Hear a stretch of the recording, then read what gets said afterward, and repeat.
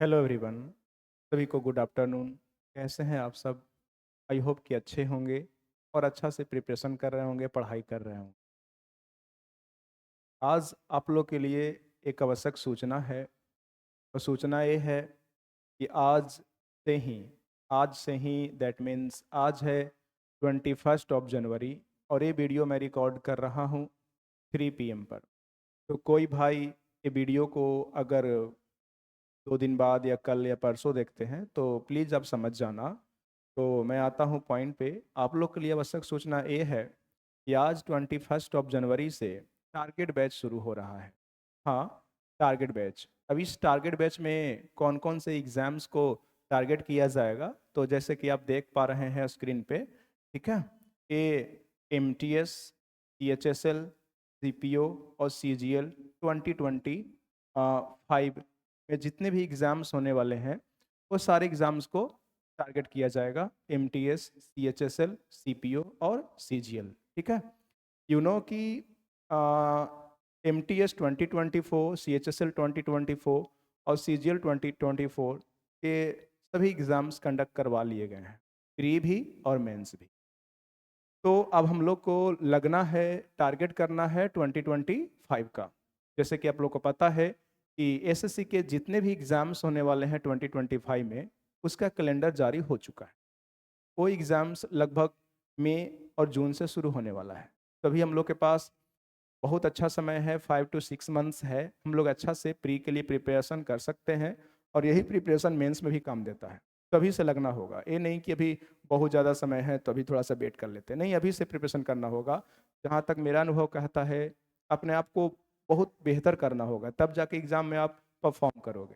क्योंकि GK, English या फिर मैथ्स में कहाँ से क्वेश्चन पूछ देगा, थोड़ा सा अनएक्सपेक्टेड टाइप का अभी एग्ज़ाम्स हो रहे हैं। जैसे कि मैं जल्दी जल्दी एग्ज़ाम दिया हूँ अभी CGL मेंस का, तो जीएस का कुछ अनएक्सपेक्टेड क्वेश्चंस आ जाते हैं। तो अनएक्सपेक्टेड क्वेश्चंस आ जाते हैं तो प्रिपरेशन कैसे करें, क्या करना है, नहीं करना, वो सब टारगेट बैच में मेरे द्वारा बताया जाएगा, ठीक है। तो जितने भी बच्चे इंटरेस्टेड हैं इस बैच को ज्वाइन कीजिए। और आप, अगर आपके कोई साथी संगी हैं जो इस बैच को ज्वाइन करना चाहते हैं, तो उन तक इस वीडियो को जरूर शेयर कीजिए। अच्छा, एक कन्फ्यूजन आप लोग में ये होगा कि सर मैं तो रेलवे का तैयारी कर रहा हूँ, या फिर कोई ऐसे एग्जाम्स की तैयारी कर रहा हूँ जिसमें इंग्लिश नहीं पूछा जाता है, तो फिर क्या मैं टारगेट बैच को ज्वाइन कर सकता हूँ कि नहीं। तो मैं बता दूं कि इस टारगेट बैच में आपको करवाया क्या क्या जाएगा। तो इस टारगेट बैच में आपको इंग्लिश करवाया जाएगा, मैथ्स करवाया जाएगा। अब कैसे कैसे करवाया जाएगा, सारा चीज़ मैं वीडियो में नहीं बता सकता क्योंकि वीडियो थोड़ा लंबा हो जाएगा, ठीक है। इसमें रीजनिंग करवाया जाएगा, रीजनिंग, ठीक है। और इसमें आपका जीके जीएस भी करवाया जाएगा, जीके जीएस भी करवाया जाएगा, ठीक है। आप लोग के लिए बहुत बढ़िया बात यह है कि मेरे यहाँ जो पहले टारगेट बैच चलता था उसमें मैं ये 3 चीज़ को फोकस करता था, इंग्लिश, मैथ और क्या, रीजनिंग। लेकिन इस बार खुशखबरी है, इस बार जीके जीएस का भी हम लोग पोस्टमार्टम करने वाले हैं, ठीक है। क्योंकि मेरे द्वारा जीके जीएस भी बहुत पढ़ा गया है इधर 6 मंथ में। तो जीके जीएस को भी हम लोग अच्छा से टारगेट करेंगे, क्योंकि जीके जीएस जो है ना, गेम चेंजर के रूप में काम कर रहा है अभी के एग्जाम्स में। तो जीके जीएस भी करवाया जाएगा, डेली सबका सेक्शनल प्रैक्टिस भी करवाया जाएगा, मॉक करवाया जाएगा, और जो होमवर्क आपको मिलेगा उसको गेट पर और क्लास में मेरे द्वारा सुना भी जाएगा। हाँ, जो इंग्लिश होगा, मैथ्स होगा, रीजनिंग होगा, इस सभी का सोल्यूशन मेरे द्वारा ही आपको प्रोवाइड करवाया जाएगा, ठीक है। और जीके जीएस भी मैं आपको बता रहा हूँ कि कैसे करना है, कहाँ से याद करना है, क्या करना है, एग्जाम में कहाँ से क्वेश्चंस आ रहे हैं, ठीक है। तो जो भी भाई इंटरेस्टेड है, जिनका कम से कम 2 सब्जेक्ट खत्म हो चुका है, मैथ और इंग्लिश, या फिर रीजनिंग आप कर लिए हैं, तो इस बैच को ज्वाइन कर सकते हैं। अब एक कन्फ्यूजन और होगा कि सर ये टारगेट बैच को कौन कौन बच्चा ज्वाइन कर सकता है। तो देखो, जिनका सिलेबस कंप्लीट हो चुका है वो तो निश्चित रूप से बैच को ज्वाइन कर ले। जैसे जिनका मैथ खत्म हो चुका है, इंग्लिश खत्म हो चुका है, जीके जीएस तो कभी खत्म नहीं होता, रीजनिंग खत्म हो गया है, तो इस बैच को बेझिझक ज्वाइन कीजिए, बिना कुछ सोचे समझे ज्वाइन कीजिए। आपको मिरेकल मिरेकल दिखेगा यहाँ पे, ठीक है। आप विश्वास नहीं कर सकते हैं कि आपको विद इन 10 डेज में कितना ज़्यादा इंप्रूवमेंट देखने को मिलेगा अपने अंदर, ठीक है। एक यहाँ पे रूल बन जाएगा, रूटीन बन जाएगा, ठीक है। तो सिस्टमेटिक ढंग से हम लोग करेंगे, ठीक है। तो किसी भी एग्जाम को क्रैक करने के लिए आज के समय में हार्डवर्क के साथ साथ स्मार्ट वर्क करना बहुत जरूरी है, और यहाँ पे आपको दोनों चीज़ बताया जाता है, ठीक है। आप आओगे तो डिफरेंसेस देखोगे, तो आप थोड़ा सा आइए और इस बैच को ज्वाइन कीजिए। अच्छा, मैं आता हूँ पॉइंट पे कि जिनका तो सब कुछ पढ़ा हुआ है तो उनको तो ज्वाइन करना ही करना है, आप इसे मिस नहीं कर सकते। लेकिन जो बच्चे मैथ्स कर लिए हैं या मैथ्स उनका 80% खत्म हो चुका है, इंग्लिश 80% हो चुका है, 70% हो चुका है, रीजनिंग 50% हो चुका है, वैसे बच्चे इस बैच को ज्वाइन कर सकते हैं, ठीक है। लेकिन ऐसे बच्चे जो एकदम से बिगनर हैं, अभी मैथ ज्वाइन ही किए हैं, इंग्लिश ज्वाइन ही किए हैं और रीजनिंग ज्वाइन ही किए हैं, तो फिर ये बैच वैसे बच्चों के लिए नहीं है। क्योंकि यहाँ पे थोड़ा सा मैं ये जोड़ घटाव तो नहीं बता रहा हूँगा ना, थोड़ा सा जो अप्रोच होगा स्मार्ट टाइप का होगा, कैलकुलेशन को थोड़ा सा शॉर्ट करेंगे। तो आपको कुछ बेसिक होनी चाहिए ये बैच में कैलकुलेशन को समझने के लिए, मेरा सॉल्यूशन को समझने के लिए। आई होप कि सभी को ये चीज़ समझ में आ गया होगा। मैं फिर से पॉइंट पर आता हूँ। तो यहाँ पे चारों चीज़ करवाया जाएगा और एसएससी के अंदर ये चारों चीज़ आता है।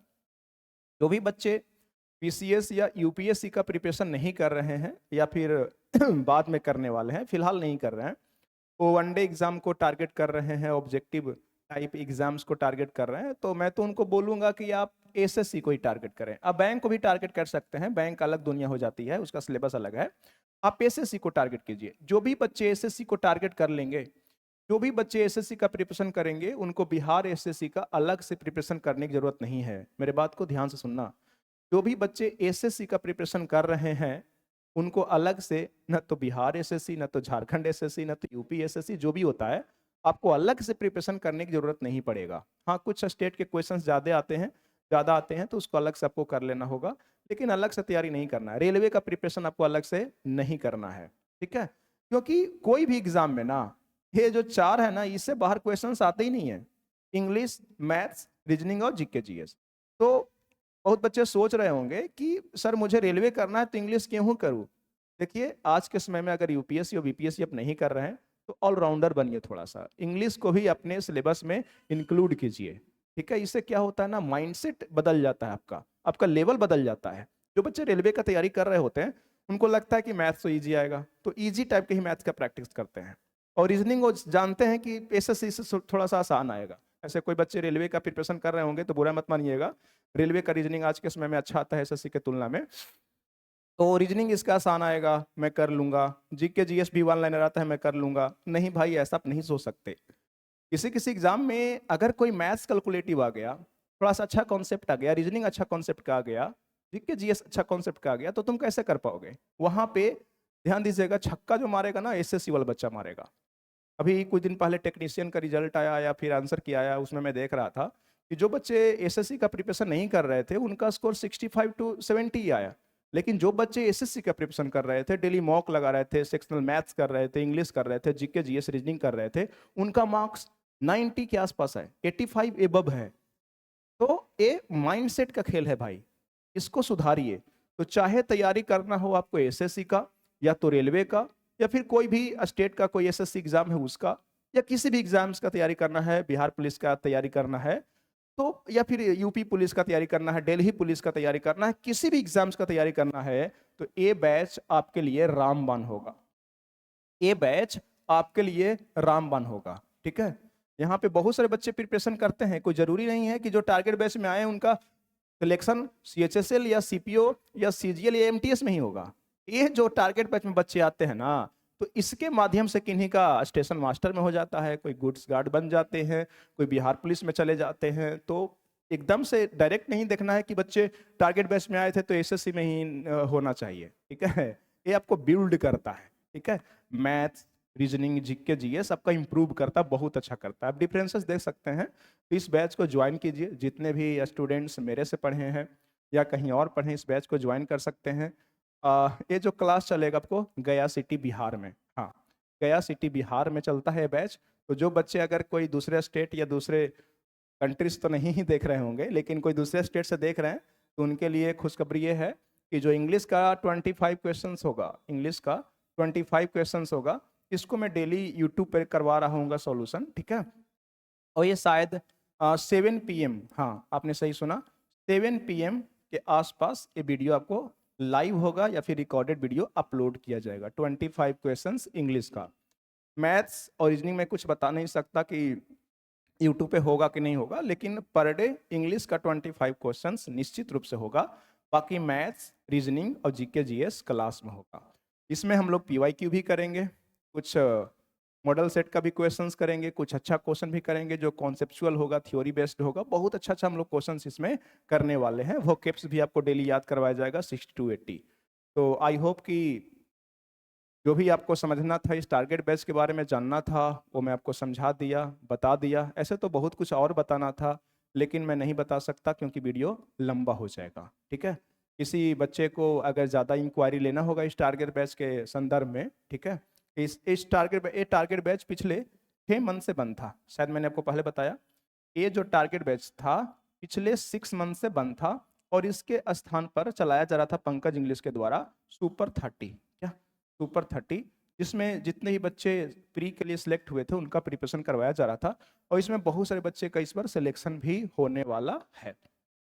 ठीक है, बहुत बच्चे का सिलेक्शन ही होने वाला है। लेकिन ये सुपर 30 को अब अलग क्लासरूम में शिफ्ट कर दिया गया है, और ये टारगेट बैच को फिर से शुरू कर दिया गया है। तो खुश हो जाइए और आ जाइए, आज से बैच को ज्वाइन कर लीजिए, और अपने दोस्तों के बीच में इस वीडियो को शेयर कीजिए। ज़्यादा से ज़्यादा दोस्तों के पास इस वीडियो को शेयर कीजिए। ठीक है, और तैयारी में अभी से लग जाइए भाई, क्योंकि अभी से तैयारी में नहीं लगोगे तो फिर पिछड़ जाओगे। क्योंकि यू नो ना कि CHSL, CGL या CPO का आप देखते हैं ना, जैसे एग्ज़ाम ख़त्म होता है तो लोग रिव्यू लेते हैं एग्ज़ाम सेंटर के बाहर। तो जो भी बच्चे रिव्यू दे रहे होते हैं, एनालिसिस अपना दे रहे होते हैं कि कैसा पेपर आया, इजी आया, मॉडरेट आया, हार्ड आया, कैसा आया, तो आप सुन रहे होंगे कि वो जो एस्पिरेंट होते हैं वो बोलते हैं कि मैं ऑलरेडी टैक्स असिस्टेंट में हूँ, मैं ऑलरेडी इनकम टैक्स में हूँ, मैं ऑलरेडी GST में हूँ, मैं ऑलरेडी ऑडिटर में हूँ, मैं ऑलरेडी किसी गवर्नमेंट जॉब में हूँ। तो फिर उनसे पूछा जाता है कि आप फिर से एग्ज़ाम क्यों दे रहे हैं? तो रैंक इंप्रूव करने के लिए, पोस्ट इंप्रूव करने के लिए, होम टाउन में आने के लिए। तो आपका फाइटिंग जो है ना अगल बगल के बच्चों से नहीं है, आपका फाइटिंग जो है जो ऑलरेडी इंस्पेक्टर बन चुका है, जो ऑलरेडी गवर्नमेंट एम्प्लॉय बन चुका है, वो अपना पोस्ट इंप्रूव करने के लिए, रैंक इंप्रूव करने के लिए एग्जाम दे रहा है। और सोचिए जो ऑलरेडी सिलेक्ट हो चुका है उसका लेवल तो ऑलरेडी बन चुका है, क्योंकि वो 30 मार्क खान तो था, तभी वो ऑलरेडी सिलेक्शन लिया है। तो उससे आपका फाइट है तो लगना पड़ेगा। अगर आप सोच रहे हैं कि 1-2 महीना पढ़कर मैं कर लूंगा SSC, अभी किसी भी एग्जाम को क्रैक कर लूंगा, तो आपका सोचना बिल्कुल गलत है। अभी से ही आपको लगना होगा, और मतलब 2-2 मिनट, 1-1 घंटा के इंपॉर्टेंस को आपको समझना होगा, बैलेंस करके पढ़ना होगा। और अगर बैलेंस करके आप नहीं पढ़ पा रहे हैं तो इस बैच को ज्वाइन कीजिए। आपको अलग से बैलेंस करने की जरूरत नहीं होगी, अलग से स्ट्रेटजी, रणनीति बनाने की जरूरत नहीं होगी। मैं सब कुछ बताऊंगा और आपके तैयारी को सही दिशा दूंगा। तो इस वीडियो में यहीं तक। आइए फिर मिलते हैं क्लास में, और जब मैं आऊँगा 7 बजे इंग्लिश का 25 क्वेश्चन लेकर लाइव, तो उसमें फिर बातचीत किया जाएगा। ठीक है, कुछ डाउट्स होंगे, आपका कुछ क्वेरी होगा, तो आप कमेंट सेक्शन में अपना क्वेश्चन करना, डाउट पूछ लेना। मैं ईच एंड एवरी कमेंट को रिप्लाई कर दूंगा। ठीक है, इस वीडियो में यहीं तक। अपना ख्याल रखना, take care, have a nice day, bye bye, जय हिंद।